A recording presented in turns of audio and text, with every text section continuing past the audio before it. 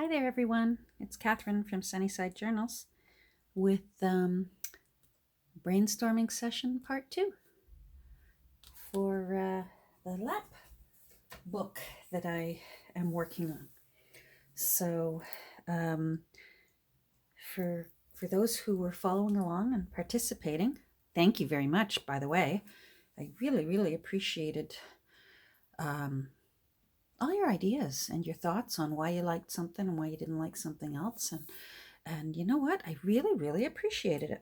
And here's where I've come so far. I agreed for those who said no to the metal corners, and one said black corners but make them bigger. I think that was Nancy. I think that was you, Wishes and Weeds. So here's what I did. And I'm really happy with how this, let me turn that over. I'm happy with how they turned out. It actually almost looks like leather. And I'll tell you how I did it real quick. It's paper. It actually is photography. I used the paper I collect these. Someday I'm going to be making junk journals out of old antique photograph albums. I love them so much. But I also love the paper, and I use the paper quite often in spreads, in signatures. So I thought, okay, that's the nicest black, because I was having trouble finding a warm black as opposed to a cool black. Like here, I'll show you a cool black, because at first I thought I'd use this seam edging that I have here. But this is a cool black, you can see, and that fabric that I had that everyone agreed the black fabric had to go. No black fabric. So this is definitely black, and it may look like blue. I'll look later when I'm watching this video playback. I bet this is gonna look like it's blue, but it actually isn't. It's black, but it's a cool black, whereas this is a warm black. And I definitely needed a warm black because this old gray cover is warm. So the dirt's warm. The dirt and grime is warm. So this wasn't going to work either. And that's when I thought, my photo album paper, and it's got a nice texture to it. Well, then once I got these cut out, the patterns cut out to make the cover, I experimented on an extra one that I made, and I put a little bit of matte Mod Podge on it, and I really liked how it looked. It looks like leather to me. I mean, it is paper, and that's the whole idea behind these books, is to make use of what you got. So the corners are done. Now I'm toying with the idea, and I think I've decided. I made myself a 1-inch spine to go in. I think I'm being silly thinking that a 3/4 inch spine would be enough. I do think I need to go 1 inch, because I want to be able to have flip outs and a center signature. So now for the people that were rooting for various interior papers, and thank you again for your reasons why. And I came very close to doing the mismatched black and maybe splitting up the 2 different patterns for the black and the off-white. But I actually found something else, and I'm really happy with it. I started looking through my atlases again, because I do have a lot of atlases, and I found this old book. I forget what year it's from. 1960 this book is from.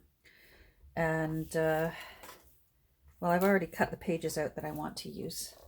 So I'm actually going to go with using the first page from that 1960s encyclopedia, children's encyclopedia. And I'm going to put those in as my end papers. And I really like how that looks. And I love the pop of color with this turquoise blue and turquoise over here. And I really want to make sure I've got you in screen. So thank you for your opinions on the scrapbooking, and my apologies that I have decided to not even go with any of those scrapbooks or any of those maps. I like these. I like the color. I like that it's still from a children's school book, because this is from a textbook from our school system here in the province where I live.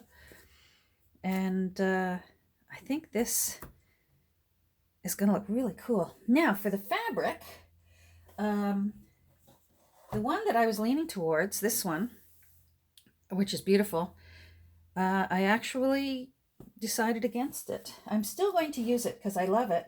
And I figured out how I'm going to use it, because I chucked it aside on my table and it landed beside my guide to London that I'm also working on bit by bit. And look at that. Isn't that nice? The little bit of orange in this burgundy fabric matches the orange font on the guide to London. So that's going, that I will still make use of it. Well, I obviously will. I've got tons of it. It's going to be showing up in a lot of my journals that I make, but it's going to be going in this little baby. Now, for the fabric that I am going to use, this was the original one that I was also leaning towards because I loved it, but I thought it was too bright. And although it looks nice with these interior papers, it doesn't look nice against, it's just too bright against this really old book. So let me turn these over now so we can see, and I'll show you what I decided on. So then I decided I'm going to try and stain this. And I opted to make a concoction. I looked over what I had here. And of course, where is it now? Do you think I can find it? I looked over what I had. I had a refill bottle for my vintage photo distress ink, but I thought this can be quite orangey. So I used some of this in a cup of water and I added a few drops of calligraphy ink to make it a little bit duskier. But it still came out quite too golden for my liking. I did like it, and I certainly like it better than the light version. That wasn't bad, but it wasn't exactly what I was looking for. So then I opted to just try with just black ink, because I figured that's already got a hint of yellow in it. So maybe just a light wash of the black ink in a cup of water. And boy, I love it. So that's what's going to be the fabric. So that's that original one. Here it is originally, how bright it was. Here it is with the vintage photo ink, sort of orangey. But here it is with just a hint of Black India ink in there. And then I will be running, once there will be a raw edge there, of course. So I'll be running that black ribbon along to cover up the raw edge. And I think that's going to look really, really cool. So that's what that's going to be like. Now, let me show you my ideas for when I set up the inside. Again, who knows what it's going to be when I'm finally done. That's going in there. And this is going over here. This one's going to be tricky. The original publisher sure didn't center these end papers here. I'm going to have a tricky time making sure I get that covered and trimmed properly. Anyhow, so that's going to be the interior. Now I've got a few fun things that I want to put in here for flip outs, because I want to do maybe some half flip outs down here. I'm not going to do a full side panel flip out. This is sort of a modified lap book. I'm not ready to do a massive one that actually has the big full. Some of those, they're up, they flip down, they flip out, and it's like one of those machines from that movie with Will Smith, The Wild Wild West, where suddenly things are unfolding. This is just modified. But I have a few cool things that I'm thinking about to use as my little flip out notebooks. I found this at my thrift store that they put everything on the scale. And I just thought, okay, this is cool. I'm going to figure out, it's been hanging around for a while. I'm going to figure out something cool to do with it. And this is the thing that's going to be cool to do with it.